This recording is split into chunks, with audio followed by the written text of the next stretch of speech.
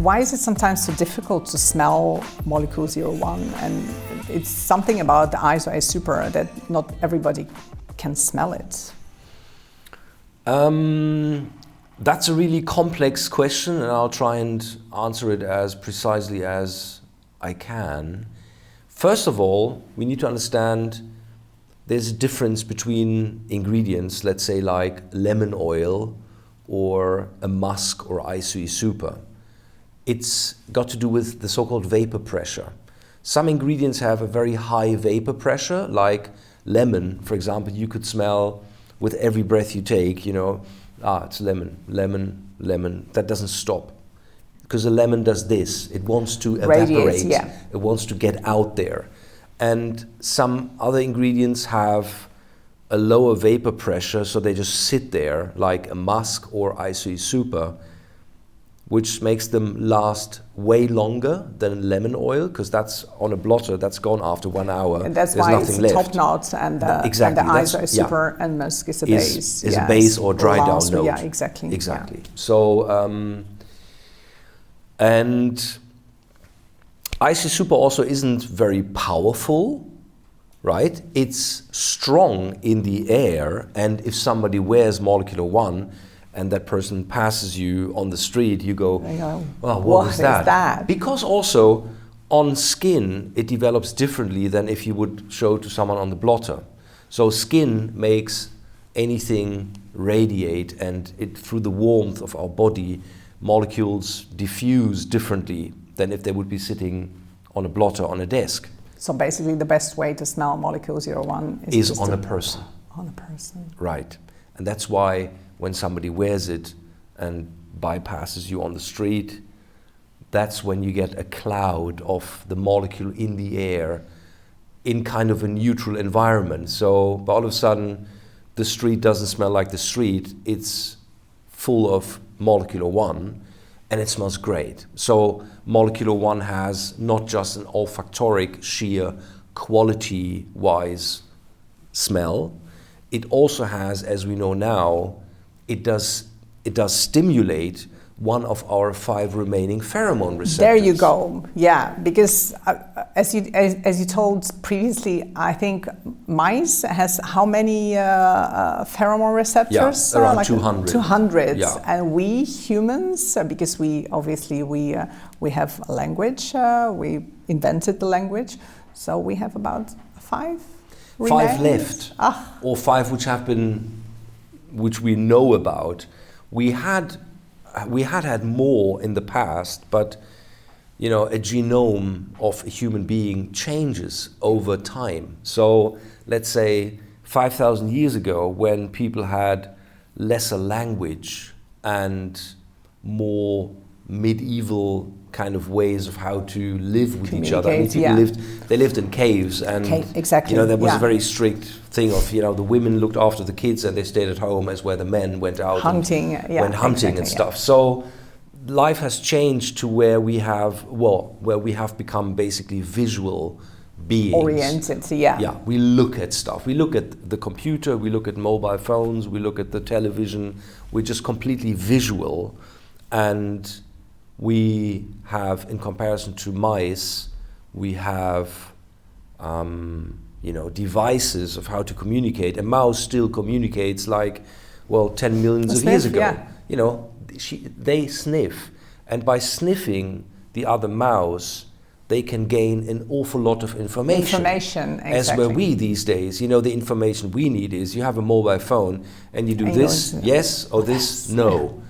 On Tinder or anything of these other silly devices. So that's how we learned to communicate, and that then has as a consequence that we don't need the same genome we used to have when we were living 2,000 or 20,000 years ago. But iso-A iso-E does actively stimulate one of our 5 remaining pheromone receptors. So that's which is sensational. Exactly. So that's the story, because sometimes you hear, the iso-A, it's a pheromone in a bottle, which is not.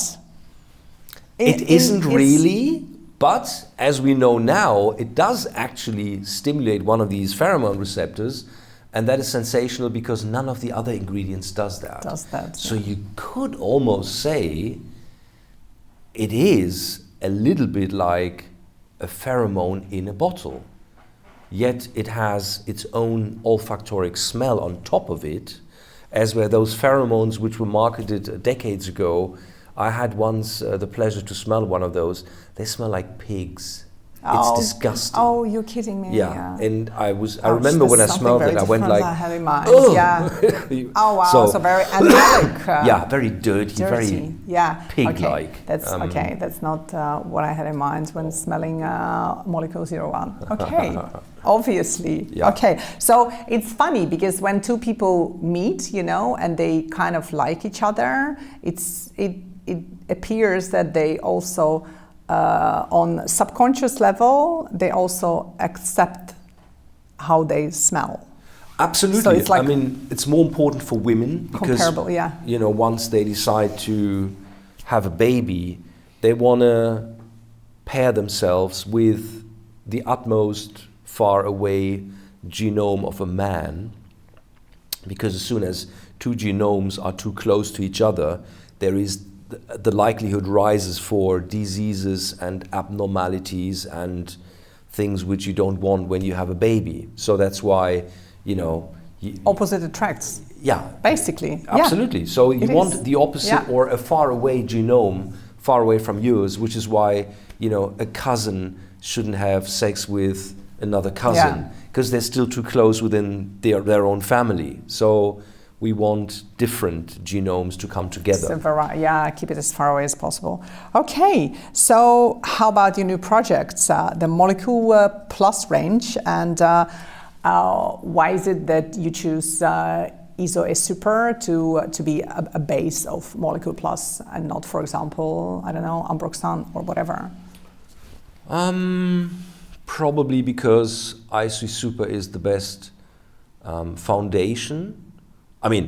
Knowing that Molecular One is a product on its own and has a huge fan base worldwide, I would be stupid to take another molecule because, probably O2, Amboxan. Would it pair? Yeah, but then you can't use more than 135 grams of Amboxan in a fragrance, which runs on 1,000. So 13.5% of Amboxan you can squeeze into the formula, but you can't squeeze in more because Amboxan recrystallizes in the bottle if you have more. If the bottle gets colder, crystals appear in the bottle. And so you're limited. It's kind of beautiful, but then you're limited to people would look at it and go, there's something wrong. That stuff? I want a new bottle, So that's why it's based on Molecular One. Perhaps what is your personal favorite if we are speaking about all the fragrances, all 16? I quite regularly recently wear M+ Ginger because it's gotten warmer outside and it's a very easy wear fragrance. I am like many other perfumers who have come up with all sorts of scents for the outer world, but don't actually wear a lot of fragrance themselves. Yeah.